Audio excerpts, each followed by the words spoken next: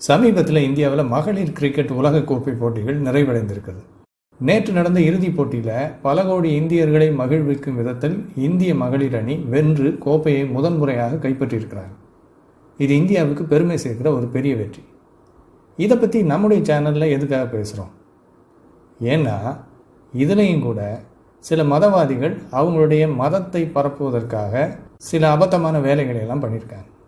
அப்படி என்ன நடந்ததுன்னா, இந்த இறுதிப் போட்டிக்கு முன்னால் அரையிறுதியில் இந்திய அணி ஆஸ்திரேலியாவை வென்றது. அது ரொம்ப கடினமாக அடைந்த ஒரு வெற்றி.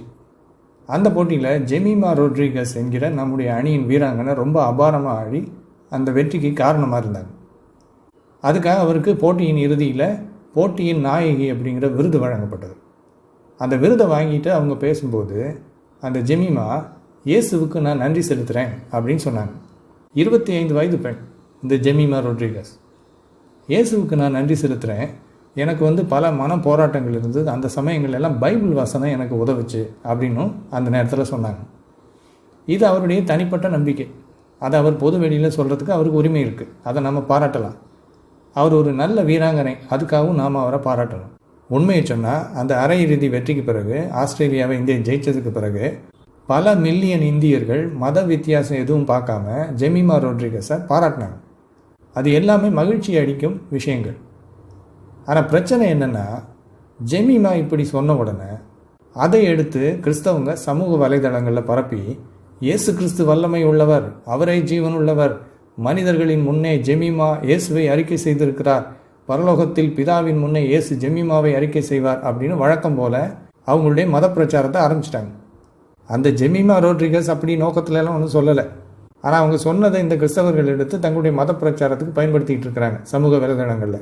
அதுவும் யாரோ ஒரு பாஸ்டர் இந்த ஜெமிமா தலையில் கை வச்சு ஜெபிக்கிற மாதிரி ஒரு வீடியோ ஒன்று போட்டு, அபிஷேக வல்லமை அந்த ஜெபத்தின் மூலமாக ஜெமிமா உடம்புக்குள்ளே இறங்கி அதன் மூலமாக அந்த சாதனையை அவங்க செஞ்ச மாதிரி ஒரு வீடியோ ஒன்றையும் பரப்பியிருக்கிறாங்க. இப்படி ஏதாவது வாய்ப்பு கிடைச்சா அதை பயன்படுத்தி தங்கள் கடவுளுக்கு ஒரு மலிவான விளம்பரத்தை செய்து மதத்தை பரப்புவது இந்த கிறிஸ்தவர்களுடைய வழக்கம்.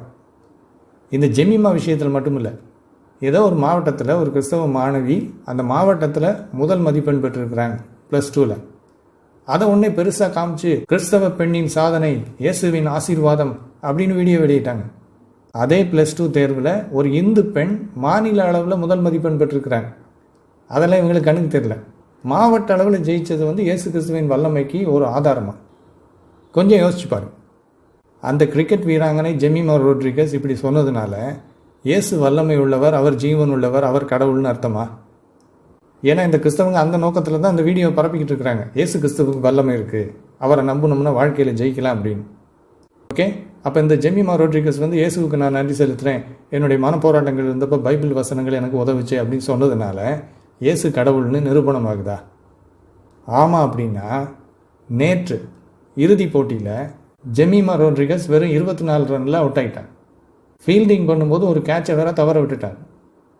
நேற்றைய இறுதிப் போட்டியில் வேற ஒரு வீராங்கனை, ஷஃபாலி வர்மா என்கிற ஒரு வீராங்கனை ரொம்ப அருமையாக விளையாடி 78 பந்தில் 87 ரன் எடுத்தார்.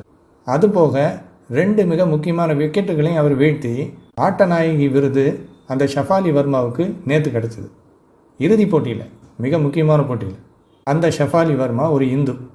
அந்த விருதை வாங்கிட்டு அவர் பேசும்போது என்ன சொன்னார் தெரியுமா? ஹிந்தியில், मैंने से स्टार्टिंग में बोला भगवान ने आप मुझे कुछ अच्छा करने के लिए भेजा है, वो आज रिफ्लेक्ट हुआ, सब कुछ भगवान के नाम. இதனுடைய அர்த்தம் என்ன தெரியுமா? கடவுள் என்னை ஒரு திட்டத்தோடு அனுப்பிச்சி வச்சார், ஒரு சிறந்த காரியத்தை செய்வதற்காக. அதனுடைய பிரதிபலிப்பு தான் இன்றைக்கி நடந்திருக்கு. எல்லாம் பகவானுடைய நாமத்துக்கு அப்படின்னு அந்த இந்து வீராங்கனை சொல்கிறாங்க. ஏன் அப்படி சொல்கிறாங்க தெரியுமா?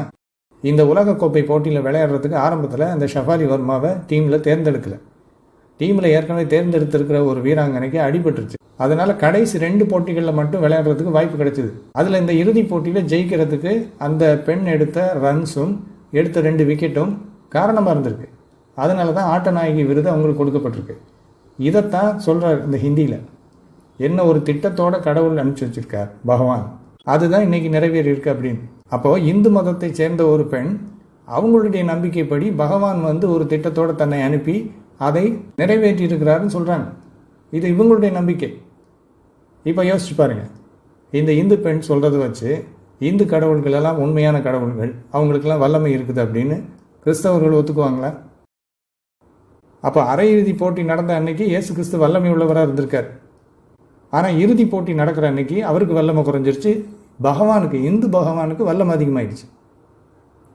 எவ்வளவு அறியாமையில் இருக்கிறாங்க பாருங்கள் கிறிஸ்தவங்க.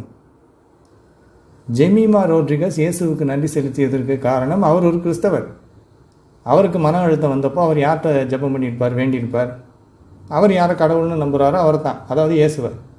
அப்போ அவருக்கு ஒரு விடுதலை கிடைச்ச உடனே அவர் யாருக்கு நன்றி செலுத்துவார்? இயேசுவுக்கு. அதே போல் ஒரு இந்துவுக்கு மன அழுத்தம் வந்தால் அவர் யார்கிட்ட வேண்டுவார்? அவர் யாரை கடவுள்னு நம்புகிறாரோ அவரை தான். அவருக்கு விடுதலை கிடைச்சா யாருக்கு நன்றி செலுத்துவார்? அவர் நம்புகிற இந்து கடவுளுக்கு. இதை வச்சுக்கிட்டு இவங்க நம்புகிற கடவுள்கள் உண்மையானவங்க அப்படின்னு சொல்லலாமா? சொல்ல முடியாது. ஒரு கிறிஸ்தவரோ இந்துவோ முஸ்லீமோ இந்த உலகத்தில் என்ன சாதிக்கிறாங்க அப்படிங்கிறத வச்சோ, அல்லது தங்களுக்கு வர்ற பிரச்சனைகளை எப்படி கையாளுறாங்க அப்படிங்கிறத வச்சோ, எவ்வளவு சமாதானத்தோடு நிம்மதியாக வாழ்ந்துட்டு இருக்கிறாங்க அப்படிங்கிறத வச்சோ அவங்க நம்புகிற கடவுள்கள் உண்மையானவர்கள் அப்படிங்கிற முடிவுக்கு நம்ம வர முடியாது. கடவுள் நம்பிக்கை இல்லாதவங்க தன்னம்பிக்கையோடு வாழ்ந்து தங்களுக்கு வர்ற பிரச்சனைகளையெல்லாம் சமாளிக்கிறாங்க, வெற்றி அடைகிறாங்க.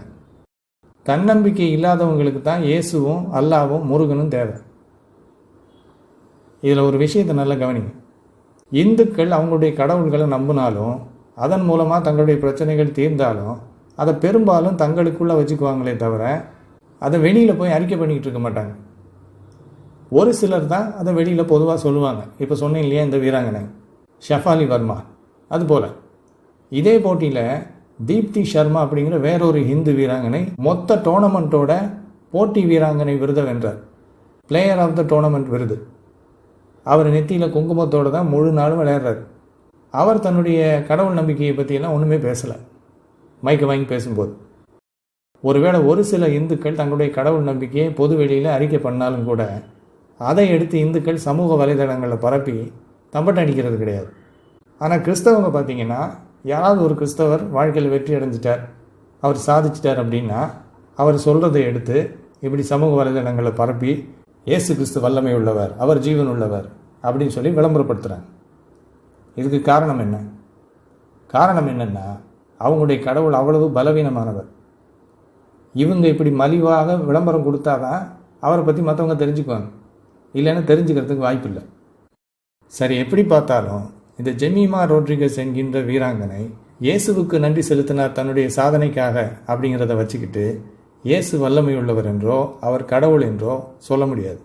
காரணம் என்னென்னா, நான் ஏற்கனவே சொன்னபடி இந்து கடவுள்களை வணங்குறவங்களும் அவங்க சாதனை பண்ணும்போது அந்த சாதனைக்கு காரணம் அவங்க வணங்குற கடவுள்னு சொல்கிறாங்க. முஸ்லீம்களும் தாங்கள் ஏதாவது சாதிக்கும்போது அல்லாவுக்கு நன்றி செலுத்துகிறாங்க. அப்போ இயேசுவும் கடவுள், இயேசுவை கடவுள் இல்லைன்னு சொல்கிற அல்லாவும் கடவுள், மதுரை மீனாட்சி அம்மனும் கடவுள்.